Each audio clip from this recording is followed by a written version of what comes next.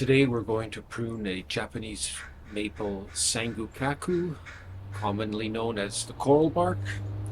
Now, this particular tree is approximately 25 years old. It's been container grown its entire life.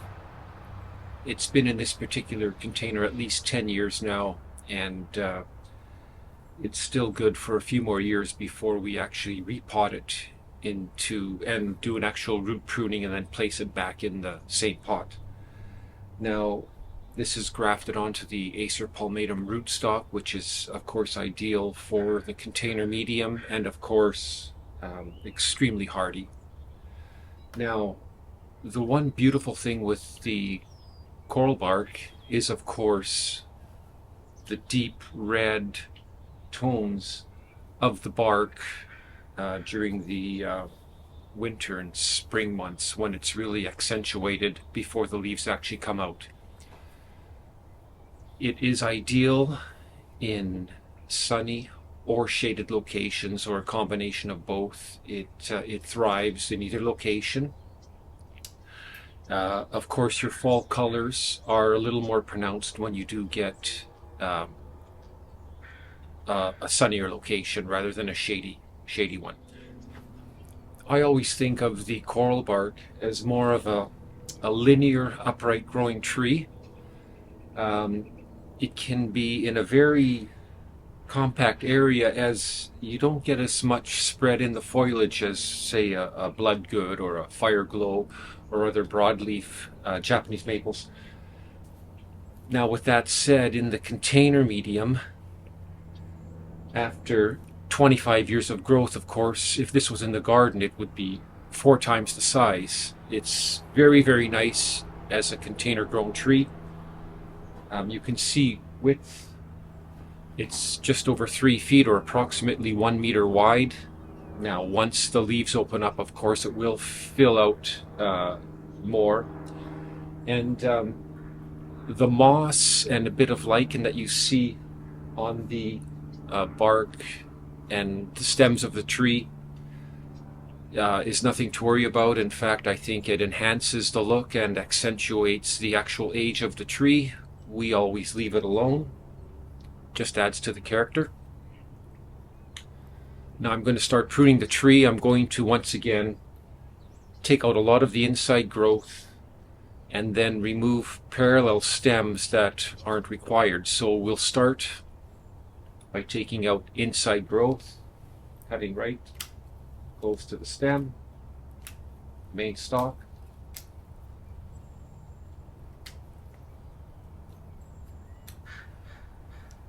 There's not really a lot to prune on this tree, and that goes for many of the container grown specimens, as of course they grow so much slower.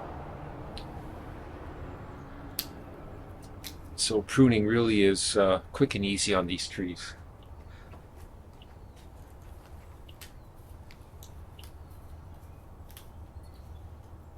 Just again, removing all the inside growth as it's not required.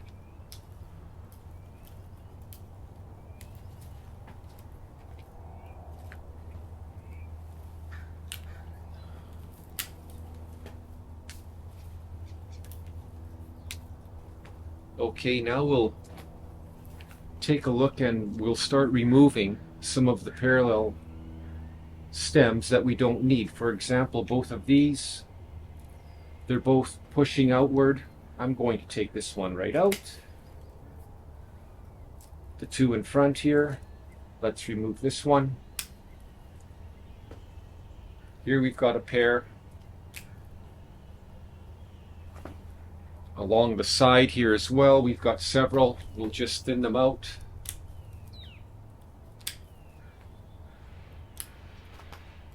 And again, I tend to take out branches that are moving in towards the tree rather than away from the tree. It also enhances the shape I'm trying to end up with the tree as well.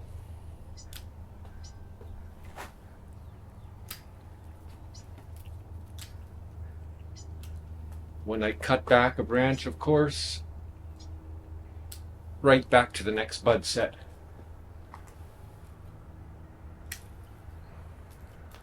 Just going to take some out of the back up top.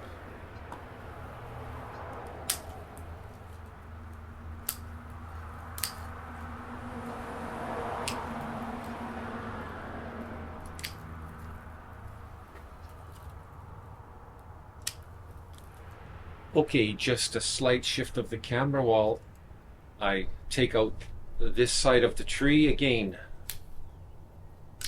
Taking out parallel shoots and bringing the stems back.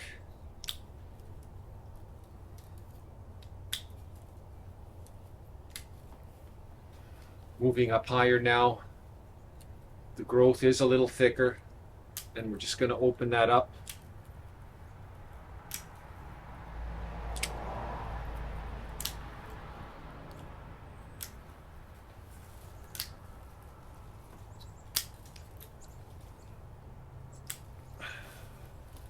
Pruning is quick and easy with these container grown specimens. It's not a very big job, and it's one we do every spring.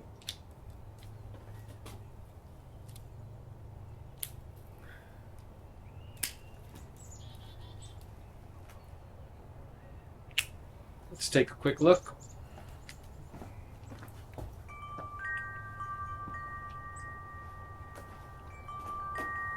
More off the top here.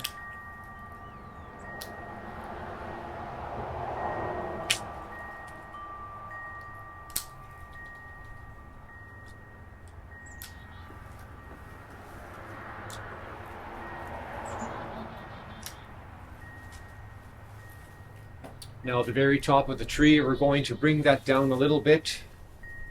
I'm going to take out this bigger stem and thin out that top a bit. A little bit of inside growth on the main stalks there. I'll just pinch that off with my fingers.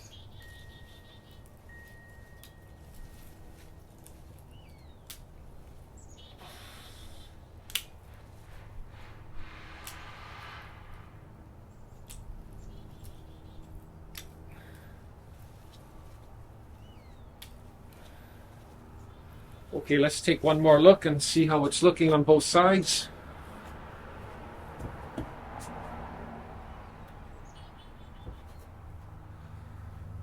Just a couple of more cuts here. This one's pushing out a fair bit, so we'll bring it back. Thin out this a little tiny bit. Going to take this stem off here. Here we go.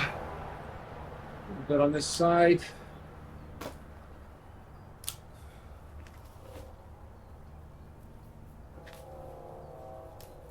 Okay, I think that's got it. We'll cut this guy here. Let's take one last look. One more cut here. And one back here.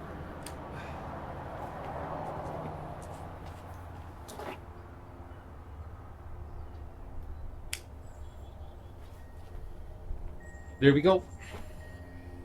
That's it, quick and easy. So the coral bark, an ideal tree for the container. Beautiful addition to the garden, lots of color. You'll notice the bright foliage, like a lime green in the spring, with nice tints of yellow and red throughout the summer months, and then a gorgeous yellow-red fall coloring that is always very striking every fall. Thanks for watching, and have fun in the garden.